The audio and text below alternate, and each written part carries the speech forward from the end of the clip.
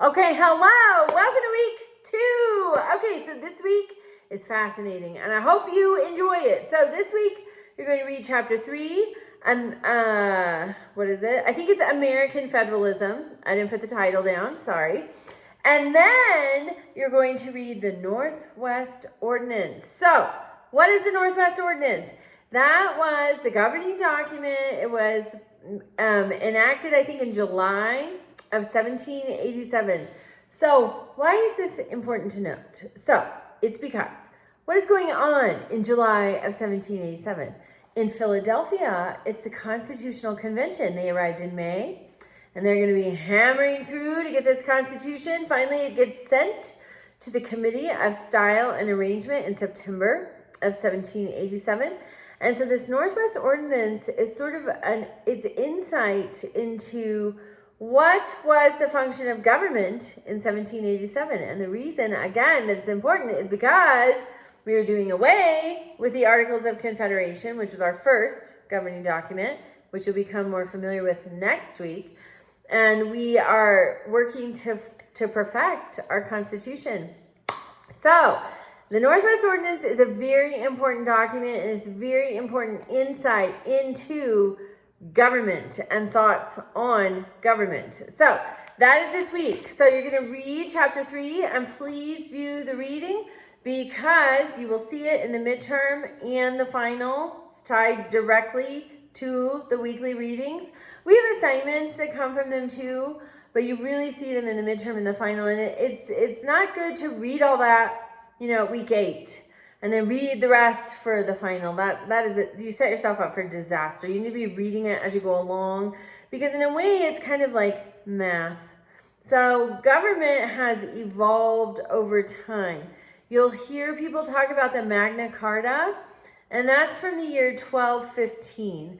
And that's the first governing document in recorded history where government officials, King John was a horrible king in England, but those land barons, through his signing of the Magna Carta, he then subjects himself to the rule of law. That was significant because prior to the Magna Carta, the ruler, the king, the pope, it was a very different time than with the Roman Catholic Church. They were so powerful.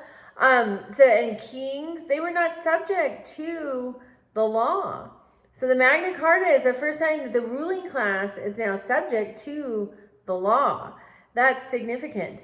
So government, we see it evolving. And so that's why these governing documents like the Northwest Ordinance, we're going to study them so that we understand how our government came to be the way that it is. Because if we don't understand that, we're going to ruin it. So we need to understand it. What happened throughout history that did not work? What happened in this little window of time in the 1700s that has endured? We have to understand that. And also, okay, I have not graded anything from week 1 yet, so this is not accusatory toward anyone. But something I forgot to talk to you about last week is, okay, AI. We live in the world of AI.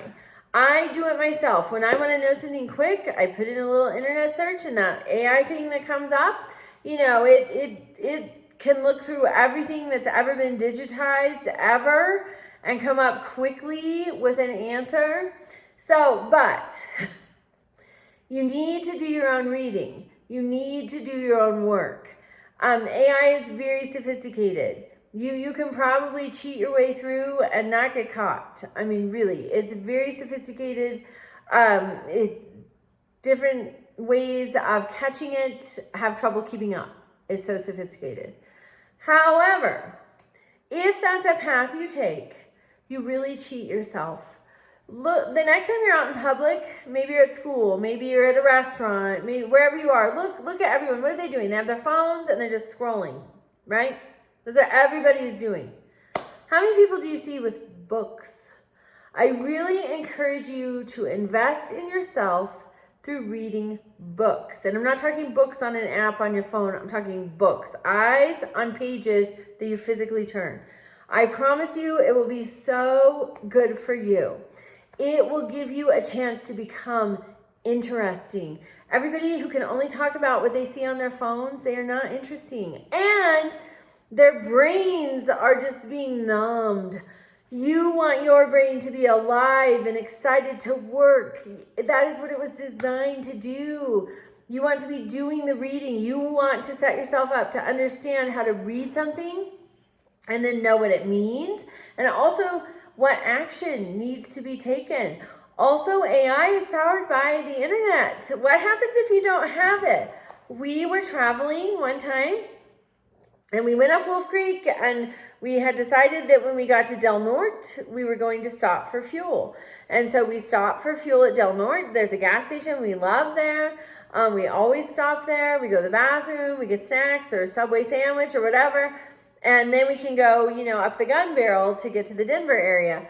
So we stopped at our favorite gas station, and, we have the card and the pump's not working. And we're like, what the heck? And so we go inside, and they're like, our internet is down. We cannot sell you anything. The pumps will not work. And so we said, well, what about cash? Can we get so many dollars on pump, whatever? It's the diesel fuel pumps on the west side of this little gas station that we love. And they said, it doesn't matter. Our cash registers will not work. Our pumps won't work. Nothing is working without the internet. Is that how you want to be? Do you want to be that vulnerable? What happens if something happens to the internet? Your brain has to be ready to work. It's got to be ready to pump, so to speak. So I really encourage you, and we had to go on down the road. The immediate next town did not have internet, but then finally the next one did. So you don't want to be that dependent. You want to be able to consume information or to see things happening around you and understand what they mean, what you might need to do. So I really encourage you, do your own work. Give yourself the opportunity to become intelligent. Give yourself the opportunity to become interesting, because those are the people who are. They're the people who do the work. There's an energy about people who do the work. Andy Frisella, very foul-mouthed, F-word left and right. But he's fascinating to me, and I listen to him often. And he has a book, Mental Toughness, and he has a program, 75 Hard. It's the most successful mental toughness program, I think, in the world. Part of that is you read 10 pages a day, eyes on a page, 10 pages a day. And you do it every single day for 75 days. That's a great habit to get into. It will really set you apart. It will give you a different energy. It will give you confidence. And when you enter a room, you're going to have a different energy, a different presence than somebody who's just addicted to scrolling. And that's the other thing too. When all of your information comes from even AI or social media, that's just what everybody else already knows. You want to be able to think your own thoughts. You want to be able to give your own opinions. You want that muscle in your head, your brain. You want it fine-tuned and ready to go. It's so important. So that's my plug. Do your own work. And again, I have not graded anything from last week, but I just really want to encourage you guys. I want you to learn about American government. It's the greatest government ever. Yes, there were mistakes. Yes, there are probably still mistakes. It's run by human beings. We are not flawless by any stretch. But it's a fabulous example of an idea and people who did the work. And that's what your life can be. Your lives can be examples of people who do the work. And those are the people who last. Those are the people who make positive impacts that last years, decades, hundreds of years. That's who you want to be. And you want to step into your potential. And you never will if you're just addicted to scrolling and having AI do all of your work for you. You do your work. You will set yourself up to be successful and for greatness. You really will. So that's my plug. All right.